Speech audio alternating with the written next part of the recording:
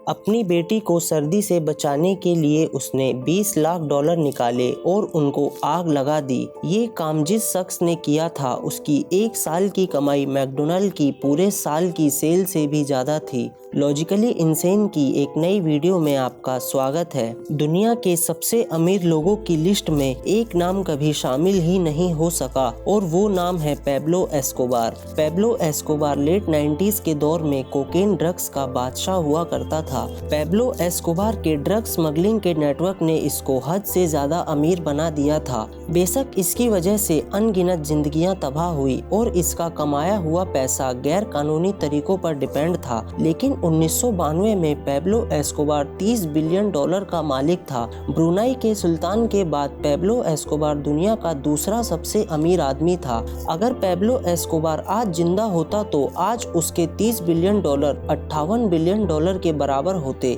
और पैब्लो दुनिया का 8वां सबसे अमीर इंसान होता। पैब्लो एस्कोबार का ड्रग सप्लाई का नेटवर्क इतना पावरफुल था कि अमेरिका को 90% कोकेन सिर्फ एस्कोबार का नेटवर्क ही सप्लाई करता था और पूरी दुनिया का 80% हिस्सा पैब्लो एस्कोबार के ड्रग्स पर ही डिपेंड करता था। इस खतरनाक ड्रग्स के नेटवर्क को बहामास के एक आइलैंड से चलाया जाता था और वो आइलैंड पैब्लो एस्कोबार का हेडक्वार्टर था। उस आइलैंड पर एक पूरा एयरपोर्ट बना था जहां कोकेन से भरे प्लेन रिफ्यूलिंग के बहाने से लैंड करते थे और उस ही टाइम उनमें से कोकेन निकालकर छोटे प्लेन्स में डालकर अमेरिका रवाना कर दिया जाता था। ये काम महीने या हफ्ते में सिर्फ एक बार नहीं होता था, बल्कि यह दिन में 5 से 6 बार होता था। रोज अमेरिका में 15,000 किलो कोकेन भेजा जाता था, जो पूरे साल का लगभग 5,40,000 किलो कोकेन बनता है। पूरे साल में पैब्लो 5,40,000 केजी कोकेन सिर्फ अमेरिका को सप्लाई करता था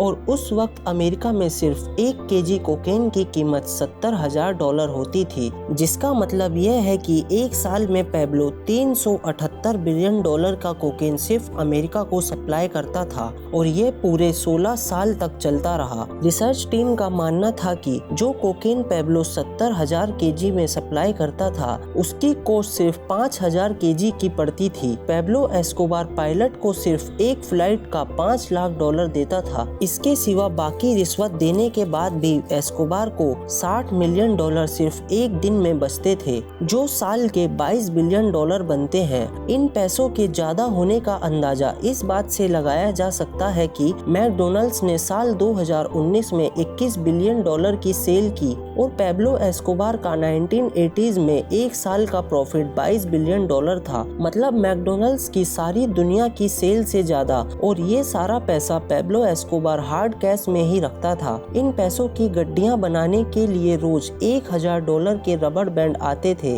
हाँ, $1,000 के सिर्फ रबर बैंड, यानी महीने के $3,000 के सिर्फ रबर बैंड और साल में 3,65,000 के सिर्फ रबर बैंड। याद रहे कि अमेरिका के प्रेसिडेंट जो बाइडेन की पूरे साल की सैलरी पैब्लो एस्कोबार के पैसों पर लगे रबर बैंड की कीमत के जितनी है। जाहिर है इतने ज्यादा पैसे पैब्लो बैंक में तो नहीं रख सकता था, तो इन पैसों की स्टोरेज के लिए इस आइलैंड पर बहुत बड़े बड़े गोडाउन होते थे, जिनमें ड्रम्स के अंदर ये कैश स्टोर किया जाता था। स्टोर किए गए इन पैसों का लगभग 10% या तो चूहे खा जाते थे या फिर ये पानी की वजह से गल सड़ जाते थे। ये कहा जाता है कि पैब्लो एस्कोबार रोज इतना कैश गिन नहीं सकता था, इसलिए पैसों को तोल कर पैसों की गिनती की जाती थी और वजन करके ही उनकी गड्डियां भी बनाई जाती थी। एक बार पैब्लो पुलिस से बचने के लिए मैडलिन के पहाड़ों पर अपने बच्चों के साथ छुपा हुआ था। उस वक्त उसकी बेटी को सर्दी लग गई। पैब्लो के पास उस टाइम गर्मी पैदा करने के लिए कोई और रास्ता नहीं था, तो उसने $2 मिलियन